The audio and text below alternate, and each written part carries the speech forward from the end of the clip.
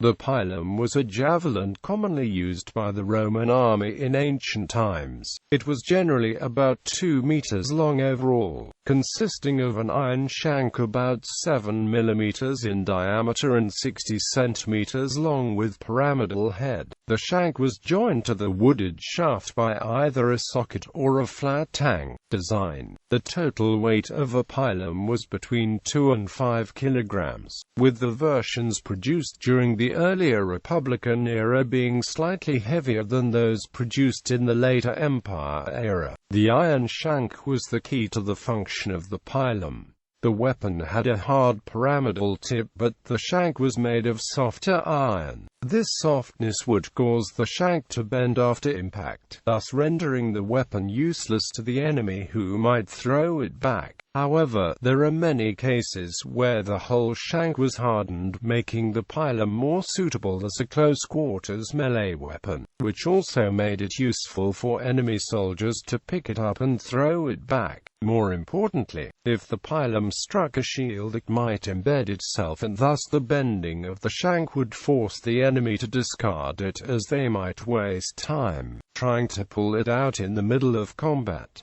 Even if the shank did not bend, the pyramidal tip still made it difficult to pull out. Most other javelins of the time were unable to penetrate a shield. By contrast, since the pyramidal tip of a pilum was wider than the rest of the shank, once it penetrated a shield, it left behind a hole larger than the rest of the shank, and it could move through the shield with little resistance, stabbing the soldier. The length of the shank and its depth of penetration also made it hard to pull out of a shield even if it failed to bend. If the bearer of the shield was charging and a pilum penetrated the shield, the end of the heavy shaft of the pilum would hit the ground, holding the shield in place.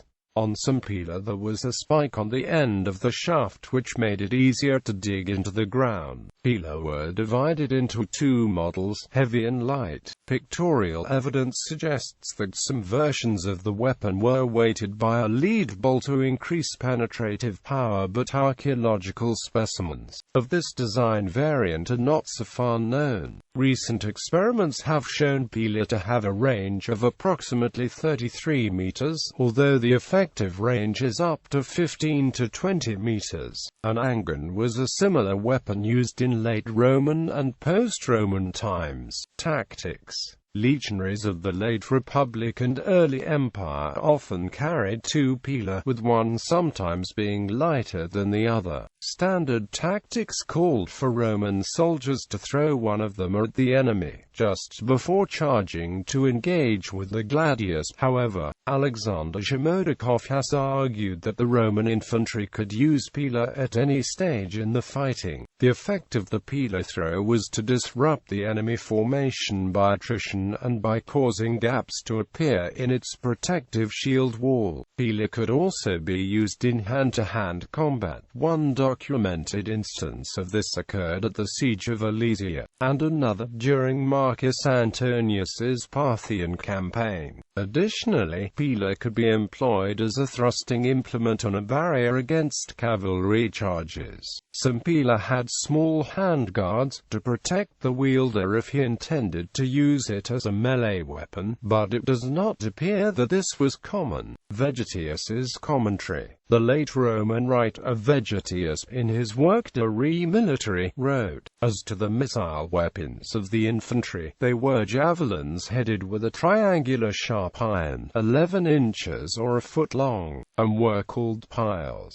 When once fixed in the shield it was impossible to draw them out, and when thrown with force and skill, they penetrated the cuirass without difficulty."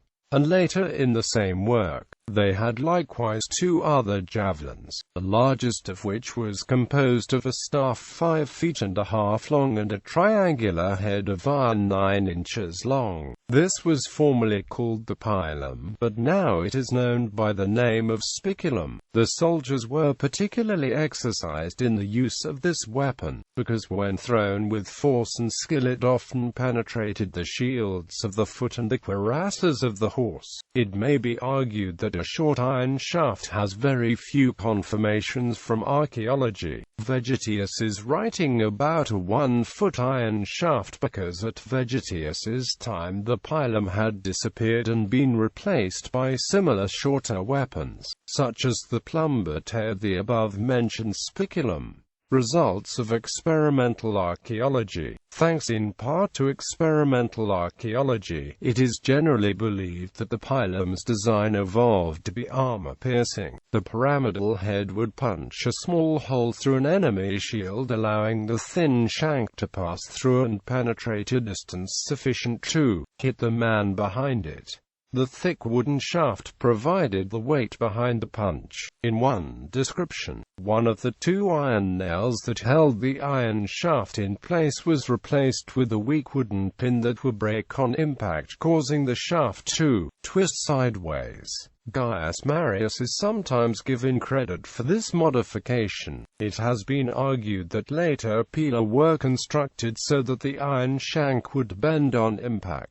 Having penetrated a shield through a small hole and its shank having bent, such a pilum would now be more difficult to remove and, of course, impossible to throw back. Further complications and injury could ensue if the understandably reluctant enemy did not discard his precious shield quickly enough, as there would be a great press from the men behind him. Opinion among archaeologists once held that the main function of the shank was to disable both shields and the pilum itself by bending, but it is now thought that the pilum was a form of personal artillery, designed simply to provide a massive counter-shock against any charging foe, and, as necessary, turn any legionary into a spearman. Gallery.